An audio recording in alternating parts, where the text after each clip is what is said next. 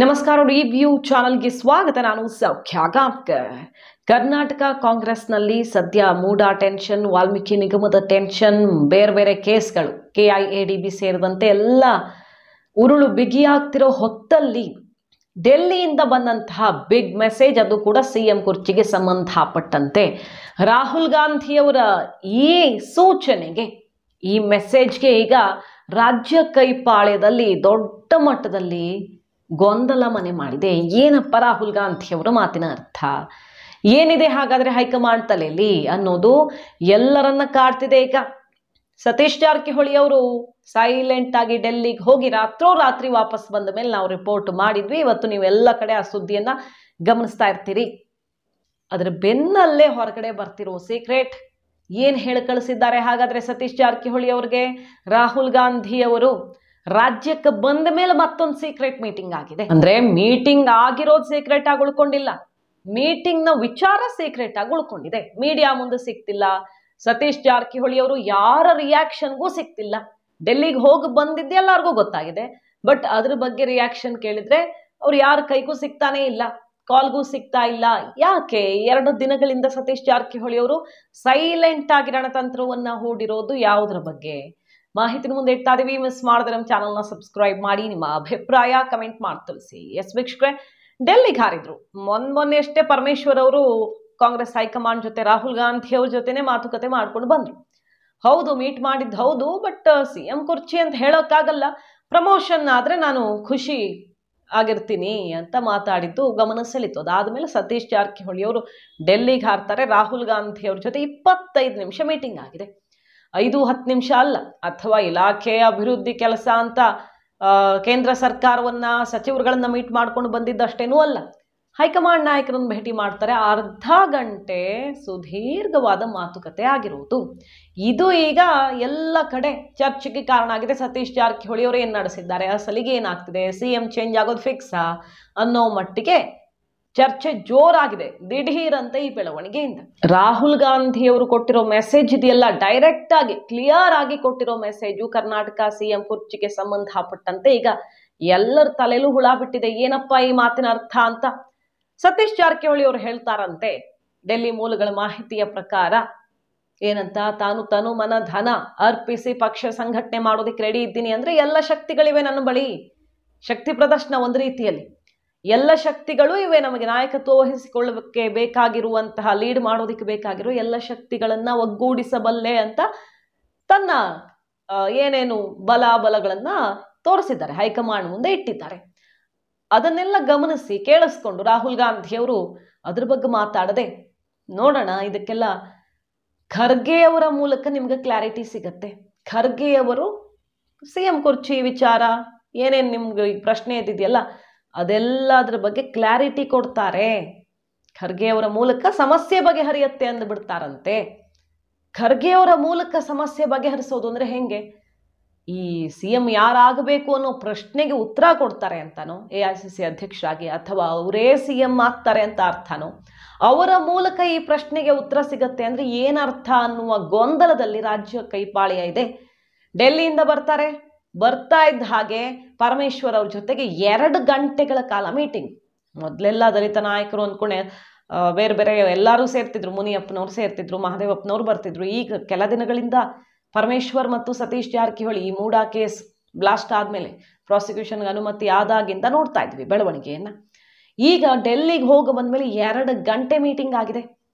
So CM ಆಗೋದಿಕ್ಕೆ ತಾವೇ CM ಆಗ್ಬೇಕು, ಸಿದ್ದರಾಮಯ್ಯನವ್ರನ್ನ ಕೆಳಗಿಳಿಸಿ ಅಂತ ಬಯಸ್ತಿರ್ಲಿಕ್ಕಿಲ್ಲ, ಬಟ್ ಕೆಳಗಿಳಿಯೋ ಟೈಮ್ ಬಂದ್ರೆ ರೆಡಿ ಆಗ್ಬೇಕಲ್ಲ. ಸಿದ್ದರಾಮಯ್ಯನವ್ರಿಗೆ ಬೇಜಾರಾಗತ್ತೆ ಅಂತ ಸತೀಶ್ ಜಾರಕಿಹೊಳಿ ಅವರು ಪ್ರಯತ್ನ ಮಾಡದೆ ಕೂತ್ಕೊಂಡ್ರೆ DK ಶಿವಕುಮಾರ್ ಅವ್ರಿಗೆ ಹೋಗ್ಬೋದು, ಇನ್ನೊಬ್ರಿಗೆ ಹೋಗ್ಬೋದು. ಸೊ ಪ್ರಯತ್ನ ಆದಷ್ಟು ಬೇಗ ಶುರು ಮಾಡಬೇಕಾಗತ್ತೆ ಅಂತ ಶುರು ಮಾಡಿಬಿಟ್ಟಿದ್ದಾರೆ ಅವರು. ಈಗ ಖರ್ಗೆ ಅವರ ಹೆಸರು ಹೇಳಿ ಕಳಿಸಿರೋದು ಮಾತ್ರ ಅಚ್ಚರಿ ಕಾರಣ ಆಗಿದೆ. ಹಾಗಾದ್ರೆ ಖರ್ಗೆ ಅವರ ಹೆಸರನ್ನ ಈಗಾಗಲೇ ಹೈಕಮಾಂಡ್ ಫೈನಲ್ ಮಾಡ್ಕೊಂಡು ಬಿಟ್ಟಿದೆಯಾ? ಖರ್ಗೆ ಅವರನ್ನು ಏನೂ ಕೊಡದೆ ಕೈ ಬಿಟ್ಬಿಟ್ರು, ಯಾರೂ ಇಲ್ಲದಾಗ AICC ಅಧ್ಯಕ್ಷ ಅಂದ್ರೆ ಕೂರಿಸಿದ್ರು, ಒಬ್ಬ ದಲಿತ ನಾಯಕನಿಗೆ ಅನ್ಯಾಯ ಮಾಡಿದ್ರು ಅನ್ನೋ ರೀತಿಯಲ್ಲಿ ಆಗಬಾರದು, ಮುಂದೆ ರಾಹುಲ್ ಗಾಂಧಿ ಅವ್ರಿಗೆ ಅವಕಾಶ ಬರುತ್ತೆ ಅಂತ ಅಲ್ವಾ ಕಾಂಗ್ರೆಸ್ಸಿಗರು ಹೇಳ್ಕೊಳ್ತಿರೋದು. ಪ್ರಧಾನಿ ಆಗ್ತಾರೆ ಕೆಲವು ವರ್ಷಗಳಲ್ಲಿ ಅಥವಾ ಕೆಲವು ತಿಂಗಳುಗಳಲ್ಲೇ, NDA ಸರ್ಕಾರಕ್ಕೆ ಸಂಕಷ್ಟ ಬರುತ್ತೆ ಅನ್ನೋ ರೀತಿಯಲ್ಲೆಲ್ಲ ಚರ್ಚೆಗಳನ್ನ ಶುರು ಮಾಡಿಬಿಟ್ಟಿದ್ದಾರೆ ಕೈ ನಾಯಕರೇ, ನೋಡ್ತಾ ಇದ್ದೀವಿ. ಸೊ ರಾಹುಲ್ ಗಾಂಧಿ ಅವ್ರಿಗೆ ಏನಾದರೂ ದೊಡ್ಡ ಕುರ್ಚಿ ಸಿಗೋದಾದ್ರೆ ಖರ್ಗೆ ಅವ್ರಿಗೆ ಕೊಡದೆ ತಾನು ತಗೊಂಡ್ಬಿಟ್ರು ರಾಹುಲ್ ಗಾಂಧಿ ಅನ್ನೋ ಮಾತು ಬರಬಾರ್ದಲ್ಲ. ಅವ್ರಿಗೊಂದು ವ್ಯವಸ್ಥೆಯನ್ನ ಮುಂಚೆನೇ ಮಾಡೋ ಪ್ಲಾನ್ ಇದು, ಗೊತ್ತಿಲ್ಲ ಇದೆಲ್ಲ ಆಗೋದಾ ಹೋಗೋದಾ. ಒಟ್ಟಿನಲ್ಲಿ ಇಂಥದ್ದೆಲ್ಲ ಹೊಸ ಹೊಸ ಆಯಾಮಗಳಲ್ಲಿ ಚರ್ಚೆಗಳು ನಡೀತಿವೆ. ಇದರ ನಡುವೆ ರಾಹುಲ್ ಗಾಂಧಿ ಅವರು ಓಪನ್ ಆಗಿ ಖರ್ಗೆ ಅವರಿಂದ ಉತ್ತರ ಎಲ್ಲ ಬಗೆಹರಿಯತ್ತೆ ಅನ್ನುವ ಆನ್ಸರನ್ನು ಬೇರೆ ಟೋನಲ್ಲಿ ಕೊಟ್ಟು ಕಳಿಸಿದ್ದಾರೆ ಸತೀಶ್ ಜಾರಕಿಹೊಳಿ ಅವ್ರಿಗೆ ಅನ್ನೋದು. ಮತ್ತೊಂದು ಕಡೆ ಇಲ್ಲಿ ರಾಜ್ಯದಲ್ಲಿ ಕಾಂಗ್ರೆಸ್ನ ಒಬ್ಬರು ಇಬ್ಬರಷ್ಟೇ ಅಲ್ಲ 6 ಜನರಿಗೆ ಸಂಕಷ್ಟ ಕಾದಿದೆಯಂತೆ. ಈಗಾಗಲೇ ನೋಡ್ತಾ ಇದ್ದೀವಿ, ಖರ್ಗೆ ಸೀನಿಯರ್ ಜೂನಿಯರ್, MB ಪಾಟೀಲ್ರು, ಸಿದ್ದರಾಮಯ್ಯನವರು, DK ಶಿವಕುಮಾರ್ ಅವ್ರಿಗೆ ಈಗಾಗಲೇ ಕೇಸು ಮತ್ತೊಂದು ನಡೀತಾ ಇದೆ. ಅದರ ಜೊತೆಗೆ ಸಂತೋಷ್ ಲಾಡ್ ಅವರು ಟಾರ್ಗೆಟ್ ಆಗ್ತಾರೆ ಅಂತ ಹೇಳಲಾಗ್ತಿದೆ. 6 ಜನರನ್ನ BJPಯಿಂದಾನೋ ಅಥವಾ ಪಕ್ಷದ ಒಳಗಿಂದಾನೇನೋ ಗೊತ್ತಿಲ್ಲ. ಯಾಕಂದ್ರೆ CM ರೇಸಲ್ಲಿರೋರು ಅಥವಾ ತುಂಬಾ ಸ್ಟ್ರಾಂಗ್ ಆಗಿ ಯಾರು ಕಾಣಿಸ್ತಿದ್ದಾರೋ ಅವರನ್ನ ವೀಕ್ ಮಾಡುವ ಕಾಲೆಳೆಯೋ ಪ್ರಯತ್ನ ಪಕ್ಷದಿಂದ ಆಗ್ತಿದೆಯಾ, ಪಕ್ಷದ ಒಳಗಿಂದಾನೇ ಆಗ್ತಿದೆಯಾ, ಅಥವಾ BJP ಈಗ ಯಾರಾದರೂ ಇದ್ರು ತಾನೇ ಲೀಡ್ ತಗೊಳ್ಳೋರು, ಇಲ್ಲ ಮಾತಾಡೋರು ಬೇಕಾಗ್ತಾರೆ ಪಕ್ಷಕ್ಕೆ, ಮತ್ತು ಸಂಘಟನೆ ಮಾಡೋರು ಬೇಕಾಗ್ತಾರೆ. ಅಂಥವ್ರು ಯಾರು ಕಾಣ್ತಿದ್ದಾರೋ ಮುಂಚೂಣಿಯಲ್ಲಿ ಅವರೆಲ್ಲರೂ ಟಾರ್ಗೆಟ್ ಆಗಿಬಿಟ್ರೆ ಪಕ್ಷ ವೀಕ್ ಆಗಿಬಿಡುತ್ತೆ ರಾಜ್ಯದಲ್ಲಿ ಅನ್ನೋ ಟಾರ್ಗೆಟ್ ಆಯಿತು BJPಯಿಂದ ಗೊತ್ತಿಲ್ಲ. 6 ಜನ ನಾಯಕರಿಗೆ ದೊಡ್ಡ ಸಂಕಷ್ಟ ಕಾದಿದೆಯಂತೆ. ಮುಂದಿನ ದಿನಗಳಲ್ಲಿ ಒಂದೊಂದೇ ಫೈಲ್ ತೆಗಿತೀವಿ ಅಂತ ಈಗ ಶುರುವಾಗಿದೆ. MB ಪಾಟೀಲ್ರ ವಿರುದ್ಧ ಪ್ರಾಸಿಕ್ಯೂಷನ್ಗೆ ಅನುಮತಿ ಕೇಳಿದ್ದಾರೆ. ಪ್ರಿಯಾಂಕ್ ಖರ್ಗೆ ಅವ್ರ ವಿರುದ್ಧ ಅವ್ರನ್ನ ವಜಾನೆ ಮಾಡಬೇಕು ಅಂತ ದೂರು ಕೊಟ್ಟು ಪ್ರಾಸೆಸ್ ಶುರು ಮಾಡೇ ಬಿಟ್ಟಿದ್ದಾರೆ. ರಾಜ್ಯಪಾಲರು ಉತ್ತರ ಕೊಡಿ ಅಂತ ಈಗ ಕೇಳಿದ್ದಾರೆ ಸರ್ಕಾರವನ್ನ. ಇಷ್ಟೆಲ್ಲ ಆಗ್ತಿದೆ. ಅದರ ನಡುವೆ ಖರ್ಗೆ ಅವ್ರ ವಿರುದ್ಧ ಇನ್ನೂ ಒಂದು ಫೈಲ್ ಬ್ಲಾಸ್ಟ್ ಆಗಿದೆ. ಈಗ 19 ಎಕರೆ ಉಚಿತವಾಗಿ ಹಿಂದೆ ಸಿದ್ದರಾಮಯ್ಯನವರು CM ಆಗಿದ್ದಾಗ ಹೆಂಗ್ ಕೊಟ್ರು, ಸಿದ್ಧಾರ್ಥ ಟ್ರಸ್ಟ್ ಅಡಿಯಲ್ಲಿ ಬರುವಂತಹ ಸಂಸ್ಥೆಗೆ ಏನು ಅರ್ಹತೆ ಇದೆ, ಹೆಂಗೆ 19 ಎಕರೆ ಫ್ರೀಯಾಗಿ ಕೊಡ್ತಾರೆ ಯಾರಾದರೂ ಅನ್ನುವಂಥ ವಿಚಾರ ಬೇರೆ ಬ್ಲಾಸ್ಟ್ ಆಗಿದೆ. ಸೊ ಸಂಕಷ್ಟದ ಮೇಲೆ ಸಂಕಷ್ಟ ಸುತ್ತಿಕೊಳ್ಳೋ ರೀತಿಯಲ್ಲಿ ಕಾಣಿಸ್ತಿರೋವಾಗ ಇಂಥದ್ದೊಂದು ವಿಚಾರ ಡೆಲ್ಲಿಯಿಂದ ಇಲ್ಲಿಗೆ ಬಂದಿರೋದು. ಈಗ ಇಷ್ಟೆಲ್ಲ ಆಗ್ತಿದೆ ಅಂದರೆ ಸಿದ್ದರಾಮಯ್ಯನವ್ರು ಕೆಳಗಿಳಿಯೋದು ಫಿಕ್ಸ್. ಹಂಗಾದ್ರೆ ಹೈಕಮಾಂಡ್ಗೆ ಈ ಕೇಸ್ನಲ್ಲಿ ಅಷ್ಟು ಸುಲಭ ಇಲ್ಲ ಪಾರಾಗೋದು ಸಿದ್ದರಾಮಯ್ಯನವರು ಅಂತ ಅನಿಸ್ಬಿಟ್ಟಿದೆಯಾ? ನೋಡಿ ಬೆಳವಣಿಗೆ ಹೆಂಗಿದೆ ಅಂದರೆ, ದಿನೇಶ್ ಅವರನ್ನ ಮೂಢ ಆಯುಕ್ತರಾಗಿದ್ದ ಅಕ್ರಮಗಳು ಯಾರ ಅವಧಿಯಲ್ಲಿ ನಡೆದಿದೆ ಅಂತ ಹೇಳಲಾಗ್ತಿದೆಯೋ ಅವ್ರ ಮೇಲೆ ಆಕ್ಷನ್ ತಗೊಂಡು ಅವ್ರನ್ನ ಅಮಾನತು ಮಾಡಿದಾರಲ್ಲ.